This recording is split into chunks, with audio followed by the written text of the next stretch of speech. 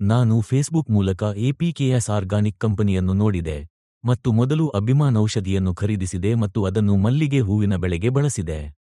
ಎಲ್ಲಾ ಕೊಂಬೆಗಳು ಚೆನ್ನಾಗಿ ಬೆಳೆದಿವೆ. ಬೇರಿನ ಬೆಳವಣಿಗೆ ಉತ್ತಮವಾಗಿದೆ. ಮೊದಲು ನಾನು 10 ದಿನಗಳಿಗೊಮ್ಮೆ ತಿಂಗಳಿಗೆ 3 ಬಾರಿ ರಾಸಾಯನಿಕ ಔಷಧಿಗಳನ್ನು ನೀಡುತ್ತಿದ್ದೆ. ಈಗ ನಾನು ಈ ಎಪಿಕೆಎಸ್ ಸಾವಯವ ಗೊಬ್ಬರವನ್ನು ತಿಂಗಳಿಗೊಮ್ಮೆ ಮಾತ್ರ ನೀಡುತ್ತಿದ್ದೇನೆ. ಫಲಿತಾಂಶ ಉತ್ತಮವಾಗಿದೆ. ನಮಸ್ಕಾರ, ನನ್ನ ಹೆಸರು ತಿರುಮಾರನ್. ನಾನು ನಾಗಪಟ್ಟಣಂನಲ್ಲಿ ವಾಸಿಸುತ್ತಿದ್ದೇನೆ. ನಾನು 30 ವರ್ಷಗಳಿಂದ ಮಲ್ಲಿಗೆಯನ್ನು ಬೆಳೆಸುತ್ತಿದ್ದೇನೆ.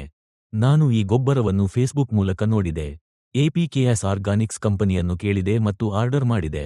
ನಾನು ಮೊದಲು ಮಲ್ಲಿಗೆ ಹೂವಿನ ಬೆಳೆಗೆ ಅಭಿಮಾನ್ ಔಷಧಿಯನ್ನು ಬಳಸಿದೆ. ಬೇರಿನ ಬೆಳವಣಿಗೆ ಮತ್ತು ಕೊಂಬೆಗಳು ಚೆನ್ನಾಗಿ ಬೆಳೆದಿವೆ.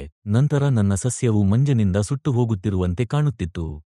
ಅದಕ್ಕೆ ಯಾವ ಔಷಧಿಯನ್ನು ಬಳಸಬೇಕೆಂದು ನಾನು ಕೇಳಿದಾಗ ಅವರು ಆರ್ಬಿಕ್ಸ್ ಔಷಧಿಯನ್ನು ನೀಡಲು ಹೇಳಿದರು.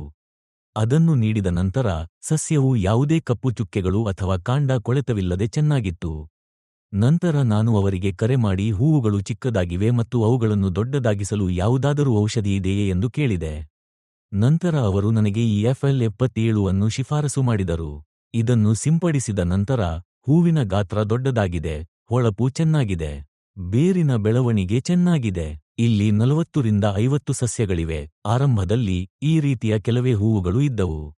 ಈಗ ಈ ಔಷಧಿಯನ್ನು ನೀಡಿದ ನಂತರ ಎಲ್ಲಾ ಹೂವುಗಳು ಉತ್ತಮ ಮತ್ತು ಹೇರಳವಾಗಿವೆ. ಆರಂಭದಲ್ಲಿ ನಾನು ಪ್ರತಿ 10 ದಿನಗಳಿಗೊಮ್ಮೆ ತಿಂಗಳಿಗೆ 3 ಬಾರಿ ರಾಸಾಯನಿಕ ಔಷಧಿಗಳನ್ನು ನೀಡುತ್ತಿದ್ದೆ.